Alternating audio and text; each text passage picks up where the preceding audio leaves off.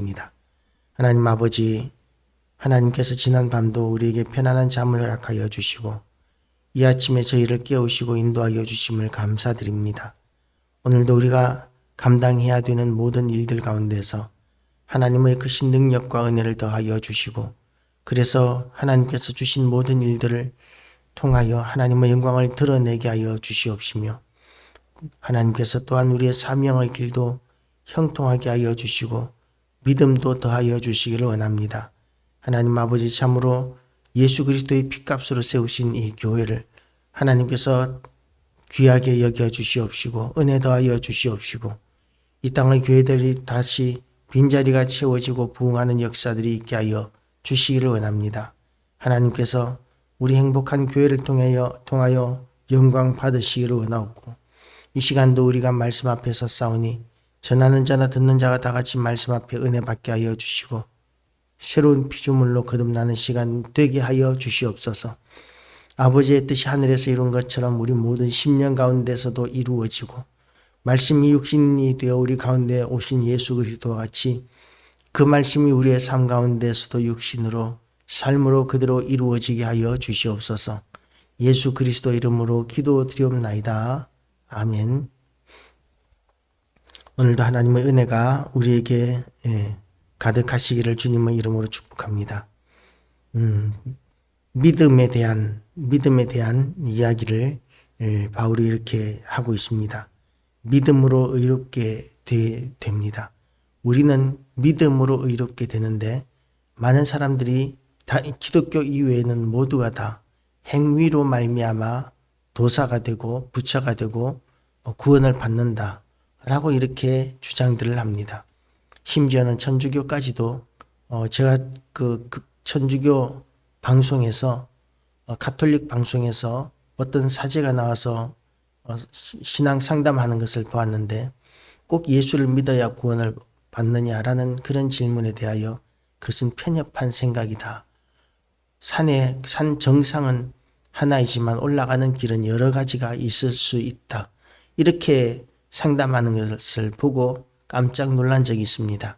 성경에는 분명히 예수 그리스도만이 길이요 진리요 생명이라고 분명히 기록되어 있고 그리고 또한 사도행전에서는 천하 인간의 구원받을 만한 다른 이름을 우리에게 주신 적이 없다라고 이렇게 단정적으로 선언하고 있는데 그런데 성경의 기록을 무시하고 세상의 다른 어떤 것을 믿어도 다 구원을 받을 수 있다고 이렇게 가르치는 가톨릭은 이미 기독교라고 이렇게 주장할 수 없다고 저는 생각하게 되었습니다.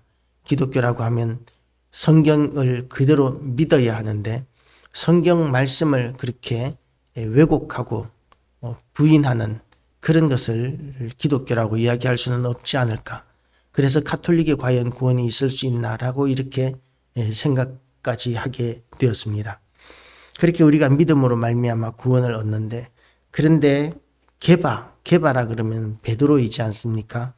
베드로가 안디옥에 이르렀을 때 책망받을 일이 있었다. 베드로라고 하면 초대교회에서 굉장히 중요한 지도적인 위치에 있는 사람입니다. 가톨릭에서는 베드로를 초대교황이라고 이렇게 주장하기도 합니다. 물론 초대교회 최초의 대표자는 야고보였었습니다. 그래서 베드로가 초대교황이었다는 그 말도 사실은 맞지 않는 것이죠. 그런데 이 게바가 안디옥에 이르렀을 때에 책망받을 일이 있기로 내가 그를 대면하여 책망하였노라. 무슨 책망받을 일이 있기에 이렇게 대면하여 책망을 했을까요?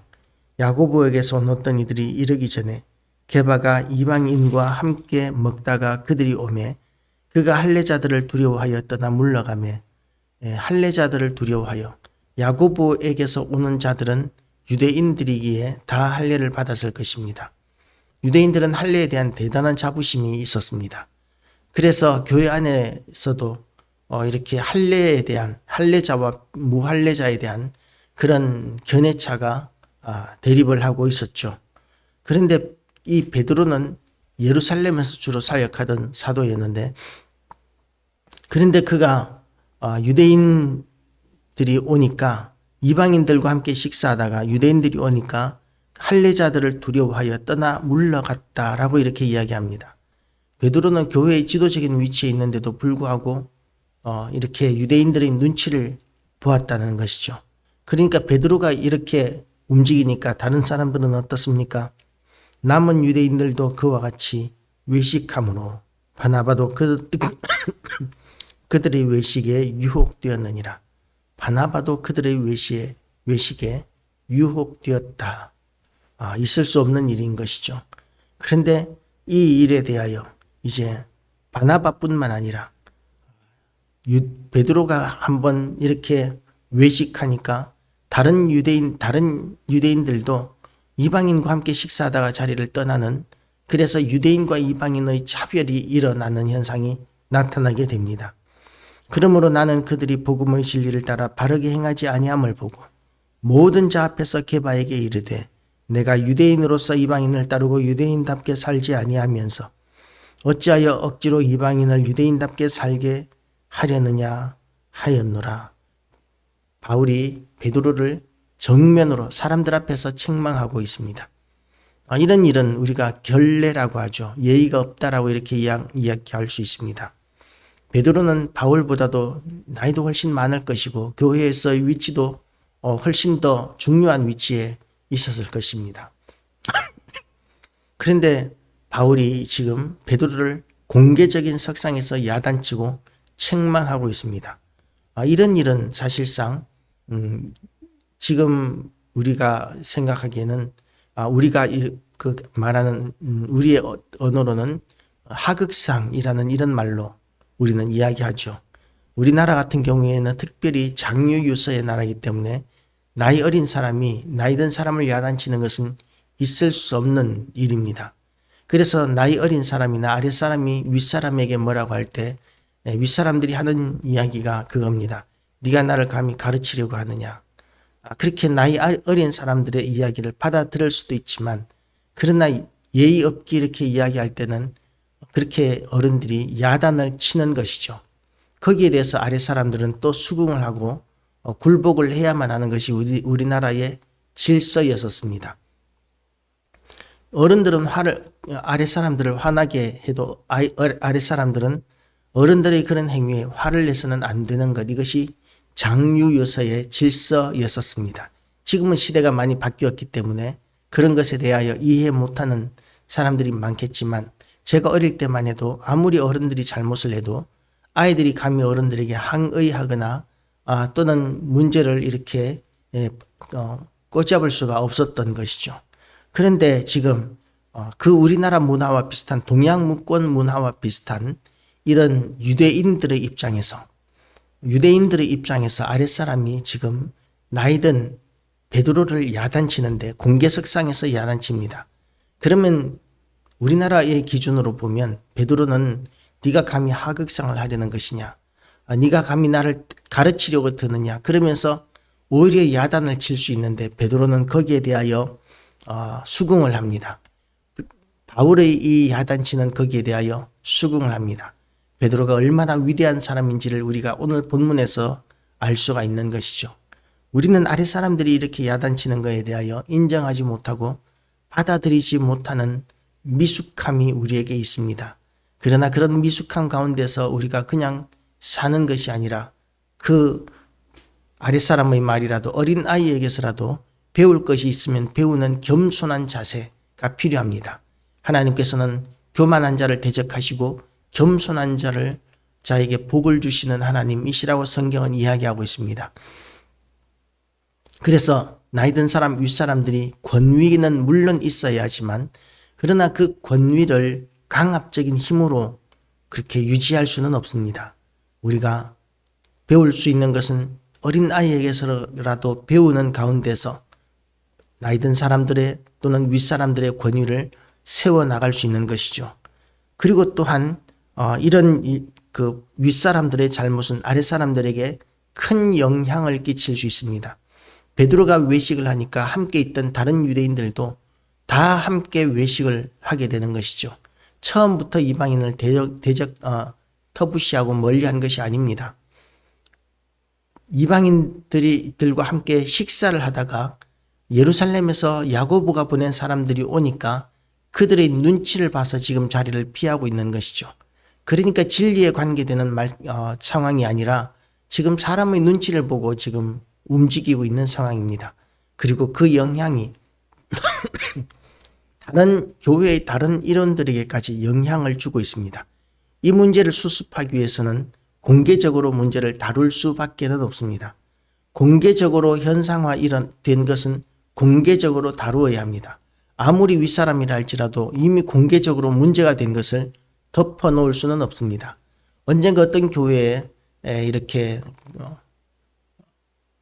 율법을 범하는 교회에서 이렇게 치리를 받아야 되는 사건이 생겼습니다. 무슨 사건인지는 이야기하지 않겠지만 그런데 그 사건을 담임 목사님은 덮어놓고 싶었습니다. 왜냐하면 그 성도를 아꼈기 때문입니다. 그런데 어떤 현상이 생기느냐 하면 교회에서 분란이 일어나기 시작하더라는 것이죠.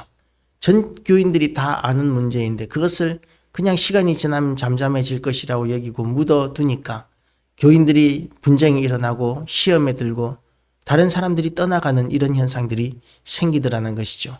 묻어둘 수 있을 때는 아무에게도 알려지지 않았을 때, 아무도 모를 때는 우리가 은혜로 해결할 수 있습니다. 그러나 모두에게 알려졌는 상황에서는 이미 은혜로 해결하는 것이 아니라 진리를 굳게 세우는 그런 정의를 굳게 세우는 치리가 교회 안에서도 필요한 것이죠. 세상 법도 마찬가지입니다.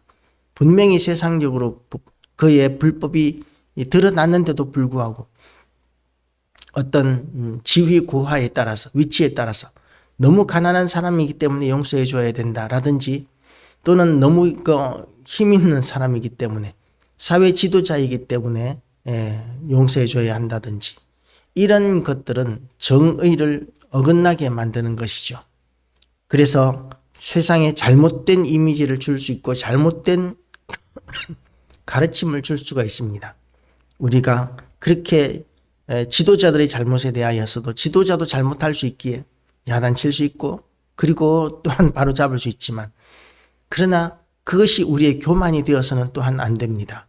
가르치는 자나 항의하는 자나 또는 지도자나 아랫사람이나 다 겸손해야 하고 낮아져야 하고 그리고 조심스러워야 하고 그리고 또한 잘못을 했을 때에는 그 잘못에 대하여 또한 회개하고 돌이킬 수 있는 그런 열린 마음, 겸손한 마음이 교회를 견고하게 세워 나가게 될 것입니다.